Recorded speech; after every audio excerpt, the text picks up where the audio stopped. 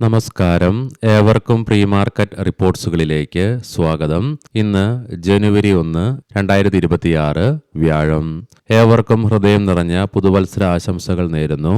ഈ വർഷം ഏവർക്കും നല്ല ഒരു വർഷമാകട്ടെ എന്ന് ആശംസിക്കുകയും ചെയ്യുന്നു. ഇനി മാർക്കറ്റിലേക്ക് വന്നു കഴിയുമ്പോൾ കഴിഞ്ഞ ദിവസം കേന്ദ്ര ഗവൺമെന്റിന്റെ ഭാഗത്തു നിന്നും പുതിയ സ്റ്റീൽ സുരക്ഷാ നികുതികൾ ഏർപ്പെടുത്തിയതിനെ തുടർന്ന് ഇന്ത്യൻ സ്റ്റീൽ സ്റ്റോക്കുകളിൽ ഉടലെടുത്ത വിശാലമായ ബൈയിങ്ങിന്റെ ഫലമായിട്ട് പുതുവർഷത്തിന് മുന്നോടിയായിട്ട് തുടർച്ചയായി 4 ട്രേഡിംഗ് സെഷനുകളിലെ നഷ്ടത്തിന് ശേഷം നിഫ്റ്റിക്ക് അതിശക്തമായ നേട്ടത്തോടുകൂടി തന്നെ വ്യാപാരം അവസാനിപ്പിക്കുവാനുമായി. എങ്കിലും വിദേശ ധനകാര്യ സ്ഥാപനങ്ങൾ ഇന്നലെയും 3597.38 കോടി രൂപയ്ക്ക് ഇന്ത്യൻ ക്യാഷ് മാർക്കറ്റിൽ സെല്ലിംഗ് തുടരുകയാണ് ഉണ്ടായത്. മാത്രമല്ല ജൂലൈ മുതൽ ആരംഭിച്ച സെല്ലിംഗ് തുടർച്ചയായി ഡിസംബറിലും തുടർന്നതിന്റെ ഫലമായിട്ട് തുടർച്ചയായി 6 മാസം ഇന്ത്യൻ ക്യാഷ് മാർക്കറ്റിൽ അവർ സെല്ലേഴ്സായിട്ട് മാറുകയുമുണ്ടായി. എങ്കിലും ആഭ്യന്തര ധനകാര്യ സ്ഥാപനങ്ങൾ ഇന്നലെയും 6759.64 കോടി രൂപയ്ക്ക് ബൈയിങ് തുടരുകയും ചെയ്തു. ഇന്നത്തെ നമ്മുടെ മാർക്കറ്റിലേക്ക് സ്പെസിഫിക് ആയിട്ട് വന്നു കഴിയുമ്പോൾ അനലിസ്റ്റുകളുടെയും എക്സ്പേർട്ടുകളുടെ അഭിപ്രായ പ്രകാരം 26,000 എന്ന സൈക്കോളജിക്കൽ ലെവലിന് മുകളിലായിട്ട് നിഫ്റ്റി നിലനിൽക്കുവാൻ സാധിക്കുന്നിടത്തോളം 26,200 എന്ന ലെവലിലേക്കുള്ള നിഫ്റ്റിയുടെ പ്രയാണം തള്ളിക്കളയാനാവുകയുമില്ല.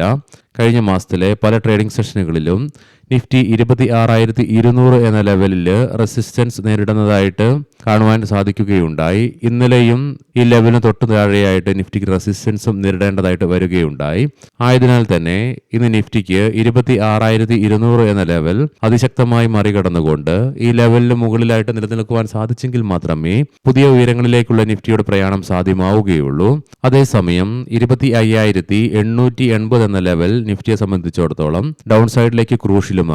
ഈ ലെവൽ നിഫ്റ്റി ബ്രേക്ക് ചെയ്യുകയാണെങ്കിൽ ഒരു പക്ഷേ സെല്ലിംഗ് പ്രഷറും അനുഭവപ്പെട്ടേക്കാം. പ്രത്യേകം ശ്രദ്ധിക്കുക, ഇത് ട്രേഡ് റെക്കമെൻഡേഷൻ അല്ല, അനലിസ്റ്റുകളുടെയും എക്സ്പേർട്ടുകളുടെ അഭിപ്രായങ്ങൾ മാത്രമാണ്. എഡ്യൂക്കേഷൻ പർപ്പസിനു വേണ്ടിയിട്ടാണ് ഈ ലെവലുകൾ വിശദീകരിക്കുകയും ഉണ്ടായത്. ഇന്നും ഇന്ത്യയിൽ നിന്നും പ്രധാനപ്പെട്ട മാക്രോ ഇക്കണോമിക് ഡാറ്റകളുടെ റിലീസ് ഒന്നും തന്നെ ഇല്ല. കൂടാതെ പ്രധാനപ്പെട്ട ഗ്ലോബൽ ഇവന്റുകളും ഒന്നും തന്നെ നിലനിൽക്കുന്നില്ല. കാരണം ഇന്ന് US മാർക്കറ്റുകൾ ഉൾപ്പെടെ ന്യൂ ഇയർ പ്രമാണിച്ച് പല മാർക്കറ്റിനും അവധിയാണ്. ഇന്ത്യൻ മാർക്കറ്റിൽ നിന്ന് വ്യാപാര ദിനമാണെങ്കിൽ കൂടിയിട്ടും ലീഡിംഗ് ആയ ADR സ്റ്റോക്സിൽ ആക്സിസ് ബാങ്ക് ADRന് 1.5% നേട്ടത്തോടുകൂടി വ്യാപാരം അവസാനിപ്പിക്കുവാനായപ്പോൾ HDFC ബാങ്ക് ADRന് 0.5% നേട്ടത്തോടുകൂടിയും വ്യാപാരം അവസാനിപ്പിക്കുവാനായി. അതേസമയം ഡോക്ടർ റെഡ്ഡീസ്, ICIC ബാങ്ക് ADRകൾക്ക് 0.5%, വിപ്രോ ADRന് 0.25% നഷ്ടം നേരിടേണ്ടി വന്നപ്പോൾ ഇൻഫോസിസ് ADRന് 1.25% നഷ്ടത്തോടുകൂടി തന്നെ വ്യാപാരം അവസാനിപ്പിക്കേണ്ടതായിട്ടും വന്നു. ഇനി നമുക്ക് ഗ്ലോബൽ മാർക്കറ്റുകൾ പരിശോധിക്കാം. ഇന്നലെ കഴിഞ്ഞ വർഷത്തെ അവസാന ട്രേഡിംഗ് സെഷനിലും US മാർക്കറ്റിൽ S&P 500നും നാസ്ഡാക്കിനും 0.25% നഷ്ടത്തോടു കൂടിയിട്ട് വ്യാപാരം അവസാനിപ്പിക്കേണ്ടതായിട്ട് വരികയുണ്ടായി. എങ്കിലും 2025 വർഷത്തിൽ S&P 500നും നാസ്ഡാക്കിനും 2 ഡിജിറ്റ് വാർഷിക നേട്ടം കൈവരിക്കുവാനും സാധിച്ചു. തൽഫലമായി തുടർച്ചയായി 3 വർഷവും ഇരു ഇൻഡെക്സുകൾക്കും നേട്ടം തുടരുവാനുമായി. യൂറോപ്യൻ മാർക്കറ്റ്സിന് ഇന്നലെ അവധിയായിരുന്നു. ഇന്ന് വെളുപ്പിനെ 2:45 വ്യാപാരം അവസാനിപ്പിച്ച ഗിഫ്റ്റ് നിഫ്റ്റിയുടെ ഇൻഡിക്കേഷൻ പ്രകാരം പോസിറ്റീവായിട്ടുള്ളൊരു ഓപ്പണിംഗ് ആണ് ഇന്ന് നമ്മുടെ മാർക്കറ്റിൽ എക്സ്പെക്ട് ചെയ്യുവാനായിട്ട് സാധിക്കുന്നതും. കൊമോഡിറ്റിയിലേക്ക് വരുമ്പോൾ ബ്രന്റ് ക്രൂഡിന്റെയും ക്രൂഡ് ഓയിലിന്റെയും വിലയിൽ 1% ഗോൾഡിന്റെ വില 0.5% ഇടിവാണ് അനുഭവപ്പെടുന്നത്. ബ്രന്റ് ക്രൂഡിന്റെ വില നിലവിൽ $60.79 പെർ ബാരൽ എന്ന നിലയിലായിട്ടും ക്രൂഡ് ഓയിലിന്റെ വില $57.40 പെർ ബാരൽ എന്ന നിലയിലേക്കും എത്തിച്ചേരുകയുണ്ടായി. ഗോൾഡിന്റെ വില $4,317.64 പെർ ഔൺസ് എന്ന നിലയിലുമായിട്ടാണ് നിലവിൽ വ്യാപാരം തുടർന്നുകൊണ്ടിരിക്കുന്നതും. ഇനി നമുക്ക് സ്പെസിഫിക് ആയിട്ട് നിഫ്റ്റിയുടെയും ബാങ്ക് നിഫ്റ്റിയുടെയും ടെക്നിക്കൽസിലേക്ക് പ്രവേശിക്കാം. നിഫ്റ്റിയുടെ PCR 1.35 എന്ന നിലയിലും മാക്സ് പെയിൻ 26,100 എന്ന ലെവലിലുമായിട്ട് നിലകൊള്ളുന്നു. ഇന്നലെ കൈവരിക്കുവാൻ സാധിച്ച നേട്ടത്തെ തുടർന്ന് മൈനർ അപ്പർ ഷാഡോയോട് കൂടിയിട്ടുള്ള ലോങ് ബുള്ളിഷ് ക്യാൻഡിലാണ് നിഫ്റ്റിയുടെ ഡെയിലി ടൈം ഫ്രെയിമിൽ നിന്നും ദൃശ്യമാകുന്നത്. മാത്രമല്ല നിഫ്റ്റിക്ക് ഷോർട്ട് ടൈം മൂവിംഗ് ആവറേജുകൾ ഉൾപ്പെടെ എല്ലാ കീ മൂവിംഗ് ആവറേജുകളുടെ മുകളിലായിട്ടും വ്യാപാരം അവസാനിപ്പിച്ച് തുടരുവാനുമായി RSIയും ഉയർച്ച രേഖപ്പെടുത്തിക്കൊണ്ട് 56.07 എന്ന ലെവലിലേക്കും എത്തിച്ചേർന്നു.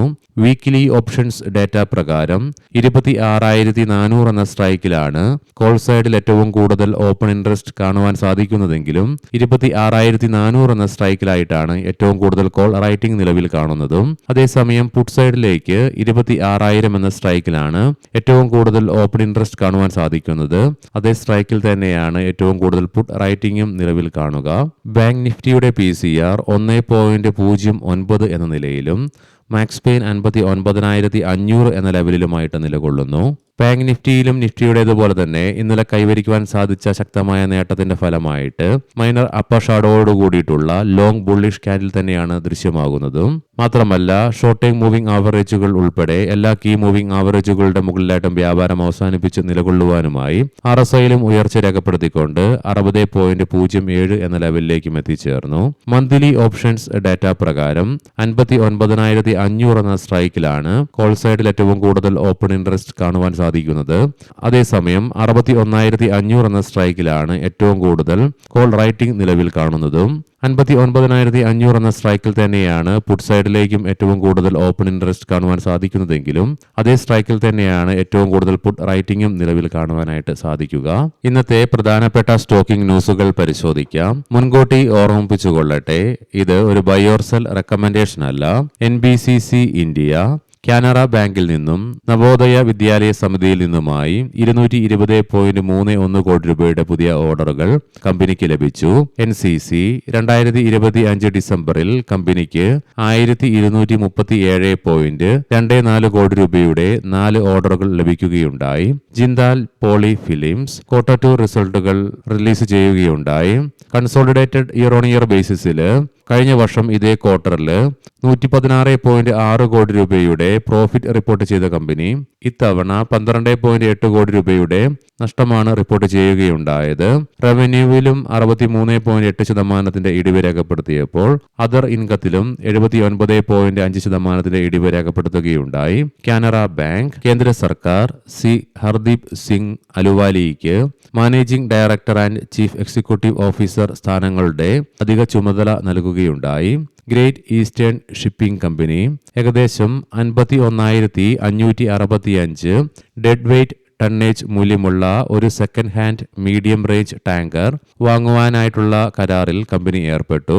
ബോജ പെയിന്റ്സ് ഇന്ത്യ പ്രൊമോട്ടറായ UK പെയിന്റ്സ് ഇന്ത്യ കമ്പനിയുടെ 14.48% വരുന്ന ഓഹരികൾ സ്വന്തമാക്കുകയുണ്ടായി. ഹ്യുണ്ടായി മോട്ടോർ ഇന്ത്യ ഡിസംബർ 31 മുതൽ പ്രാബല്യത്തിൽ വരുന്ന തരത്തിൽ ഹ്യുണ്ടായി മോട്ടോർ ഇന്ത്യയുടെ മാനേജിംഗ് ഡയറക്ടർ ആൻഡ് ഡയറക്ടർ സ്ഥാനത്ത് നിന്ന് ശ്രീ അൻസു കിം രാജിവെക്കുകയുണ്ടായി.